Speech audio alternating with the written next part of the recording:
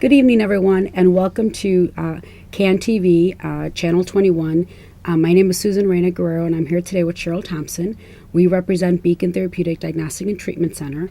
It's a social service organization that's been around since 1968. Before I introduce Cheryl formally and she tells us some of her great work at Beacon, I'd like to put some contact information on about Beacon and what we do. These are our 4 different locations. We're located in the Beverly area. Our business office is at 103rd and Western, at 1912 West 103rd. Our Longwood campus, which was our original campus, is at 10650 South Longwood. Our Calumet Park location is in Calumet Park on Ada, and our homeless outreach services is located on Western Avenue. Just a little bit of background about Beacon. We've been around since 1968, started by a group of parents who were looking for special education programming for their children. And over the years, past 40 years, we've really evolved to a multi-service organization that's working with women and children, primarily, special ed kids, homeless individuals, and homeless families throughout the city of Chicago. I'm here today with Cheryl Thompson, who is the Chief Administrative Affairs Officer at Beacon Therapeutic and the Deputy CEO. She has over 20 years of varied mental health experience, is kind of the guru of accreditation and licensure and compliance at Beacon Therapeutic. So maybe Cheryl can give us a little bit of background. Welcome, Cheryl. Thank you for being here. So tell us a little bit about your background. Well, like you said, I've been working for Beacon approximately 15 years. Prior to that, I was at another nonprofit organization working in the billing department. When I came to Beacon, I was a billing manager, and from there went to quality assurance. From there went to Deputy CEO, Administrative Affairs Officer. And you never left. And I never left. Good for us. I love what we do. Tell me a little bit about what you do. I know there's a variety of programs you oversee. And actually, if I can provide a little bit of background, one of the reasons why we very much wanted to have you on the show is that over the past many weeks, we've had various individuals talking about the programs and the participants that we work with and the children and the families and the things that we're doing to change their lives and make them better. But clearly at Beacon, we very much recognize the importance of having a solid foundation for the administrative work along with the work that the clinicians do. So clearly what you do is oversee that other aspect. Mm-hmm. So maybe tell me a little bit about what you do at Beacon. One of the things I think that I like to call what we do at Beacon as we're pretty much the backbone behind the scenes. We are facilities, who make sure that the agency, the buildings are in tip-top condition for our participants, for our staff. We do transportation, bringing in our participants in and out of our agency. We're administrative support, whether it's we need to do a proposal now, whether it's answering the phone, the first faces that we see when we come through the door, whether it's staff development and diversity, trying to make sure that we understand all areas, not just the ones, the little box that we're used to, whether it's quality assurance and quality improvement, trying to make sure that the therapists and teachers are doing the best job that they possibly can and helping them in any shortfalls that they might have missed, whether it's IT growing from 5 years ago to 20 computers to 20 plus computers, 50 laptops, data phones, whether it's billing, trying to make sure that we're keeping the funds in and making sure that the therapists are aware of the changes that are there. We're just trying to make sure that we give staff the tools that are needed in order to do and continue to do the excellent job that they have already do. One of the things you're describing, I'm going to put up some of our programs because what you're describing is clearly the aspects of compliance and accreditation and those things that are so essential of what we do. So on the screen, you'll see our various programs. We have our Little and Big Intensive Outpatient Program, our outpatient clinic, our FACT project, our Early Head Start, our shelter outreach services, our CHIPRA program, and our day schools. Now, I also have some eligibility criteria here that I'm going to put out for each of these programs. Can you tell me a little bit about, it's kind of small, if you can tell me a little bit about of the accreditation to these different programs. So, for example, the accreditation to the day schools. Day school, we have North Central Association. We're also ISBE certified. Mm-hmm. We're trying right now to become a district. We have a high school and in a grade school, and we're trying right now to become a district. So I mean, that's pretty much what it is with CPS, report cards that we're trying to do, trying to keep up the information and the data in order to make sure that we're able to make informed decisions with the data that's being utilized. So that's in our day school. And then overall, the organization is Joint Commission accreditation, which for those of you that aren't familiar with it, it's traditionally been viewed as a health organization, health accrediting organization. But back in 96, I think it was, or 91, we opted to become voluntarily accredited by Joint Commission, which essentially has a broad spectrum of standards for the programs that we operate, but then a broad spectrum of standards for administrative things that we do. So what are some of the things that are monitored under Joint Commission that we adhere ourselves to? Under Joint Commission, we're monitored by a number of standards, anywhere from making sure that our agency is one as a whole, meaning that, we have our systems are in place across the board, making sure that our clients, our participants are safe, making sure that they're receiving quality health care, quality services, making sure that our building and facilities are in tip-top condition for them, making sure that our records are in order that they should be, making sure that our data, the quality of our data is that we change our data to become knowledgeable for people to make decisions. There's a wide spectrum of information that the Joint Commission holds us accountable for, and now it's actually unannounced surveys, along with the state. So what we try to do is make sure that we're ready to, for anybody to walk through the door and see us whenever they feel whenever they feel they need to. And what we utilize that for, we make sure that we try to do the best that we possibly can do on a regular basis, and that we are serving quality at all times, not just when the audit comes out, the auditor is coming out, but that we're giving quality to our participants at all times, because that's what they deserve. I'd like to remind everyone you're watching a live call-in show. If you have any questions or comments for myself or for Cheryl on Beacon, please feel free to call. The number is 312-738-1060. And we represent Beacon Therapeutic. My name is Susan Reyna. I'm here today with Cheryl Thompson. Cheryl, the last accrediting body that you didn't mention is Medicaid. You briefly mentioned it. You mentioned North Central Association, which accredits our school program and our school services. Joint Commission, which accredits the agency as a whole. And then we have Medicaid. Describe a little bit about the Medicaid quality reviews. Medicaid quality reviews, internal or external? Because we have a lot of Medicaid quality reviews. Okay. What do we do on an internal basis, Susan? I actually brought... Sure, I can put this up. We have extensive quality assurance process where the therapist is the first ranger. They're filling out the paperwork, the openings. They're turning that into their supervisor, who also has to review a QA clinical review, and they have to sign off on it. Then after that, it goes back to the therapist for any corrections that they might have. And then it goes to the supervisor for a sign-off. And then it comes to billing. This is the first time that our department actually touches it.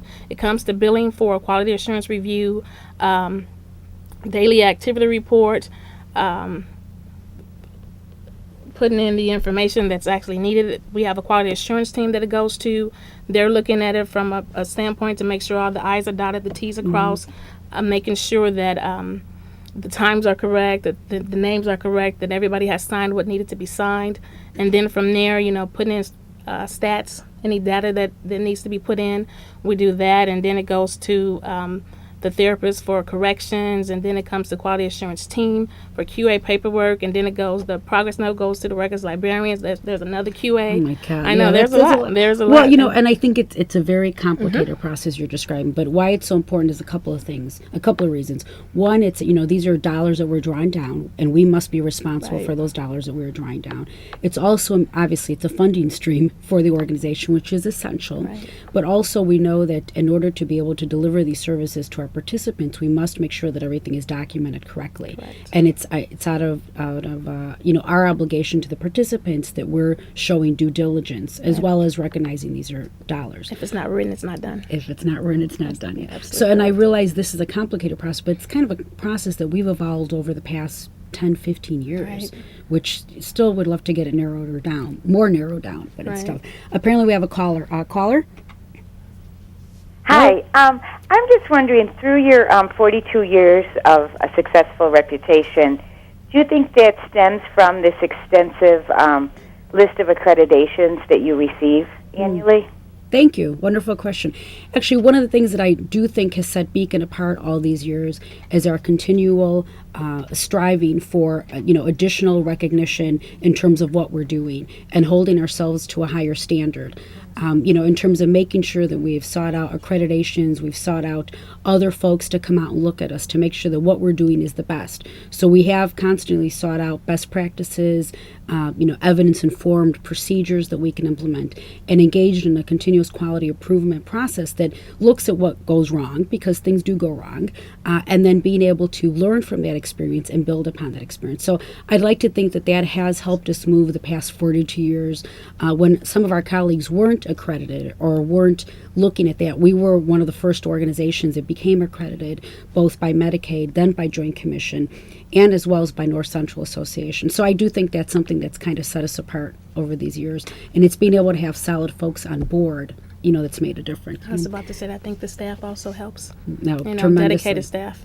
And it's also them willing to bear through all the difficult things. And you mentioned 2 audits. Clearly, there's the external reviews, but we engage in extensive internal reviews. And then all the changes that, come down the pipeline. That's right. Maybe we can talk a little bit about that. We have a caller. Yes, having somewhat of a statistical analytical background myself, I was just wondering, from the quality assurance standpoint, when you're doing, you've got to perform a random analysis, or let's just say a stroke tally. I can't believe that you're reviewing all processes 100%. With that being the case, what area, be it billing, or what does quality assurance target as the area you guys need to improve in the most relative to what your findings produce? Well, it's interesting. We do review everything. Nothing gets to the billing. It is a very cumbersome procedure, and we understand the guidelines don't require us to review.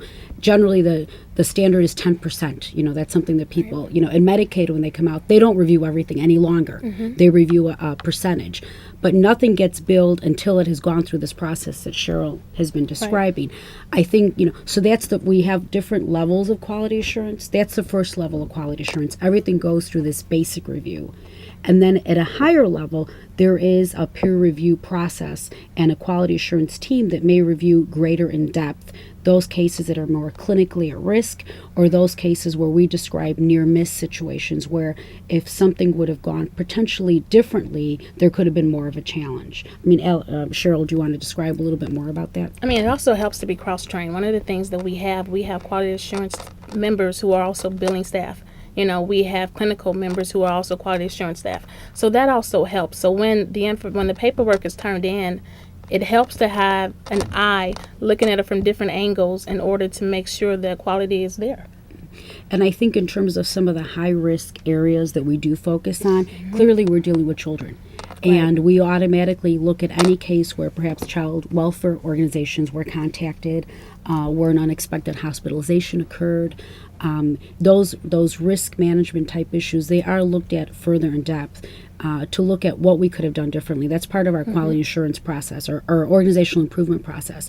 And each program does have an indicator that they monitor to see, are they successful? What are they doing? What are they not doing? And actually that gets into a little bit about some of our annual report statistics that I wanted to put on the screen, because I think this is also under the purview of what Cheryl, they're kind of small, but maybe you can talk some about them, Cheryl, some of the outcomes that we track, and these are some of the indicators as well. One of the things that we have, we actually track participation surveys. We go out and we survey our participants, and over 90% of our participants reported that if a friend needed similar help, they would recommend Beacon. They reported that services that they received helped them cope more effectively with their problems. They reported that over 90% reported that if they were to seek help again, they will return to Beacon. And I think that has a lot to do with staff. That has a lot to do with staff and how they are passionate about what they are doing. As you're reading that, Cheryl, I'm going to show some of the images of our kids because it's important that, we're describing these processes and how essential they are and making sure that we're delivering good services. But then this is who we're talking about. We're talking about kids and kids' lives. How about our day school? Day what are school, some of the outcomes in the elementary grades, 2010 annual report, 57 elementary school students were enrolled in therapeutic day school. 13 of those students graduated from 8th grade. 5.3% of them reintegrated to their home school by the end of the school year. And I think when we look at that, I love this picture. Look at that. When we look at, for our children, many a times, their capacity to finish schooling is really challenged by all the obstacles that they face. So for them to have that kind of basic accomplishment is so important, and hopefully it sets them on a trajectory that they'll go on and strive more. And I think, particularly you mentioned being able to reintegrate the children. That is the goal for all of our kids, to be able, for our special ed kids, to be able to go back to their home school. Right. How about some other outcomes? For our high school day school, 134 high school students were enrolled in therapeutic day school. 12 actually graduated. 5.9% of those students reintegrated to their home school by the end of the year. 78% of the 2009 graduates are either working in school or both. And we also have a number of clients or students in paid vocational programs. Mm-hmm. And I think that's, we're giving them some life skills that they'll be able to go on and, make them productive citizens, as it were. What are some of the other thoughts, some of the challenges that you feel under your arena you're facing at this point? I think one of the things is all of the changes that are happening from the state. We have to worry about utilization review and coming up with systems in order to track that, trying to keep up with technology, as far as what's needed in order to ensure that the staff are able to do their job. I think those right now, and the amount of paperwork, basically, that we're trying to streamline, that right now is a challenge that we're trying to look at and, figure out ways to improve. And I think one of the things is being able to identify new ways to improve things and respond to the needs with shrinking resources. Right. You're describing changes at the state level. And I know some creative things that we're trying to do to be able to respond to that is develop partnerships perhaps with universities that would be willing to come out and through internship relationships, be able to come out and work with our data. We have volumes and volumes of data, and there's always the challenge to show what we're doing is being effective. Mm-hmm. Have somebody come out and look at our data. What kind of outcomes can they decipher? What kind of additional ideas can they come up with for us and for you to streamline things? Volunteers to come out and help do our data entry, and help us look at things differently. I mean, I think these are the challenges we face, and I think particularly with the state's changes, the need for additional support is really important. Apparently, we have another caller. Caller? Yes, you had mentioned the challenges that face Beacon. How can the community surrounding Beacon help?